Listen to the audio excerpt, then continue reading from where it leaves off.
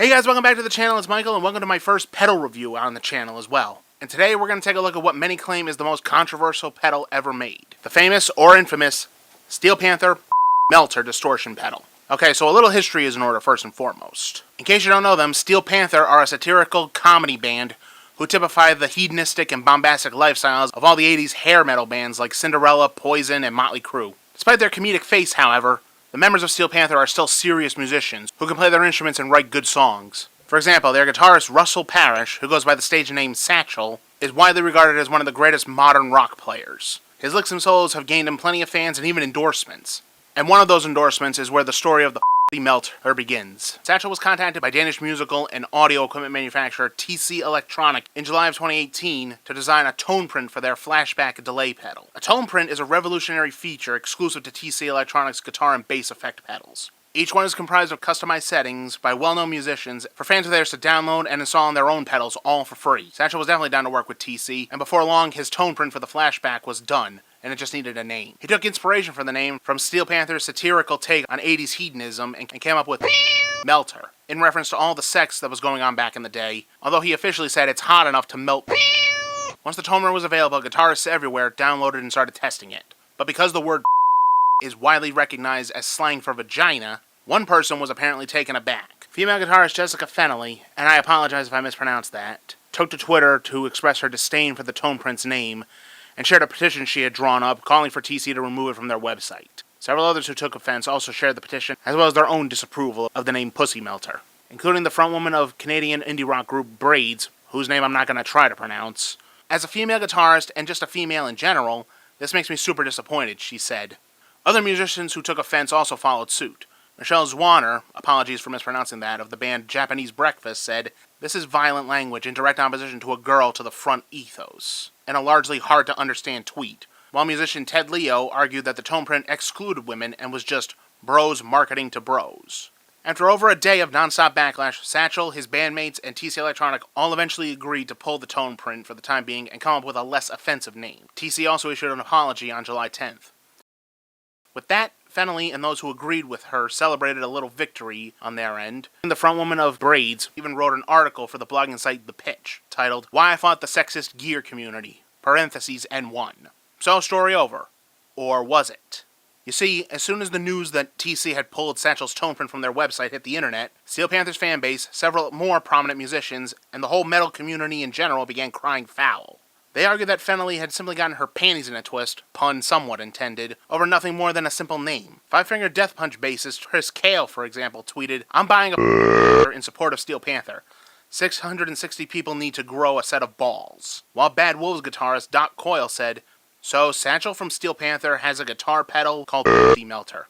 I think I need this." Glenn Fricker, the owner of Spectre Sound Studios in Windsor, Ontario, Canada, and the curator of the YouTube channel of the same name, especially ripped Fennelly a new one in a video he released the Friday following the incident. Fricker took no offense to the Melter name and criticized Fennelly's band for using so much auto-tune that their music was just unlistenable, in his own words. Soon, a counter-petition calling for TC Electronics to bring the tone print back under the name was launched, and it even got nearly triple the number of signatures as Fennelly's initial petition.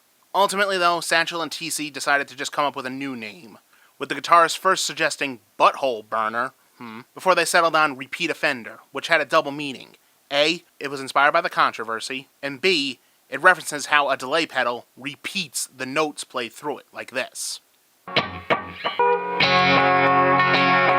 While most of Steel Panther's fans were just happy to have the tone print back, many who heard about the backlash were waiting with bated breath for something called Melter to be released. Knowing this, Satchel and Steel Panther secretly began concocting something special for their fans and critics alike.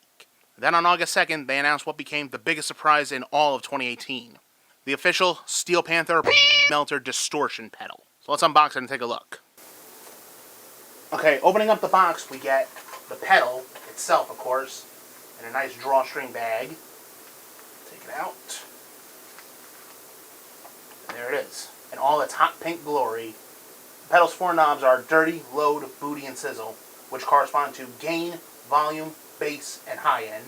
There's a little mini toggle in there. Go between moist, which is low gain, or gushing, which is high gain. And the input and output jacks are labeled stick it in and pull out. That's what's on top here, along with the 9-volt DC power socket. To the bottom, nothing much really. Although you can remove the backplate by taking these 4 screws out to take a look at the innards. Also inside the box you get some little rubber feet you can stick on the pedal to keep it from sliding around. A user manual to show you how to use the pedal and what all the controls do. Right. A nice satirical parental advisory sticker, explicit distortion, and a certificate of authenticity. And as you can see, my Melter is number 885. All handmade in the USA. The band also released a YouTube video where Satchel demonstrated all the controls of the pedals and showed how players can get anything from a nice crunchy low-gain classic rock tone to a singing and screaming heavy metal solo sound. Let me give you a few sound samples right now.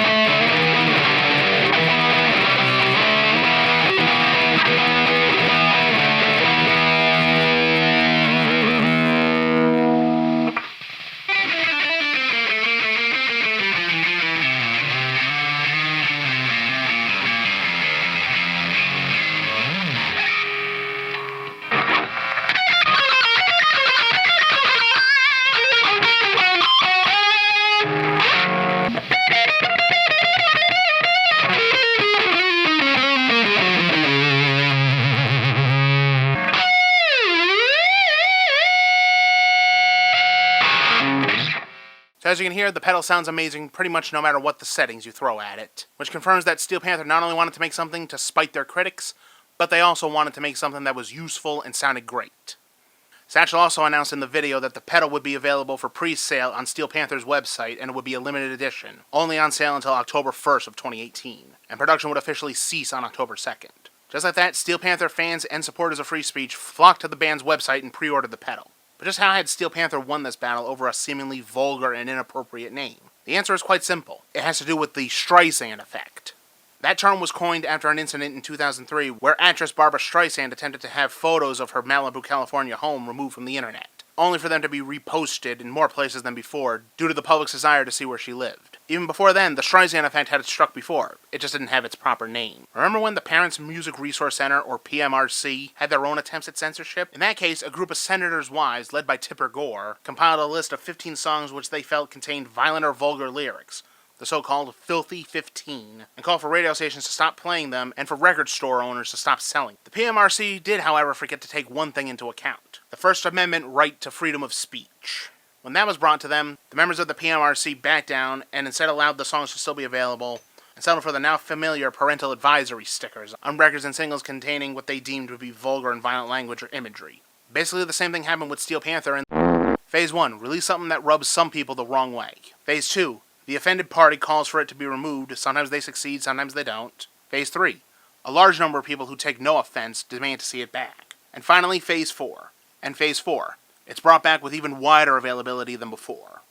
And another lesson to be learned from the story of the Melter is even more important, especially in the age of the internet. People everywhere have differing opinions on every known topic. Some like it, some love it, some hate it, and yet others think it attacks them personally, as ridiculous as that may seem. The ones who feel attacked, however, are the ones who call for the topic to be pulled. That's the act of censorship. But then ask the offended party if they support freedom of speech. And this is where things get interesting. Usually when asked that question, the easily offended usually respond with something to the effect of, but not with something I don't agree with. Or, I support freedom of speech, but I just don't agree with this case. Now, in the words of Game of Thrones author George R.R. Martin, nothing someone says before the word but really counts. By that, Martin means someone does not mean or stand by whatever they say before they say but.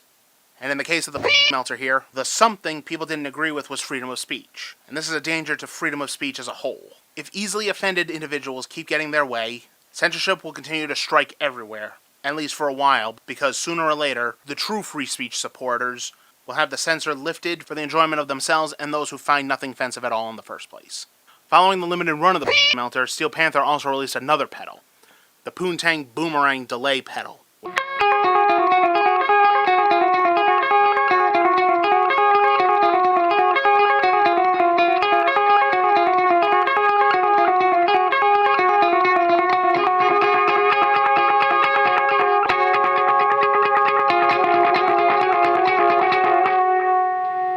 Which also sounds just as good for your leads and solos.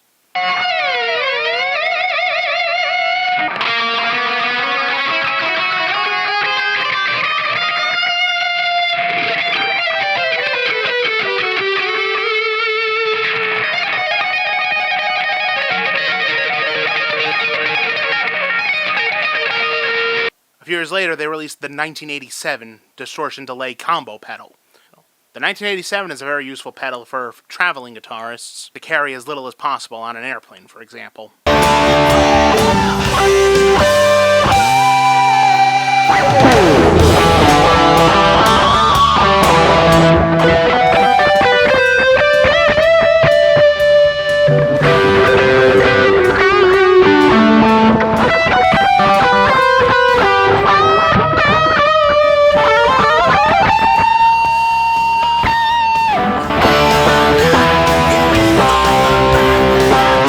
Not to mention, in 2020, Satchel posted a YouTube video where he teased a new distortion pedal, the Butthole Burner.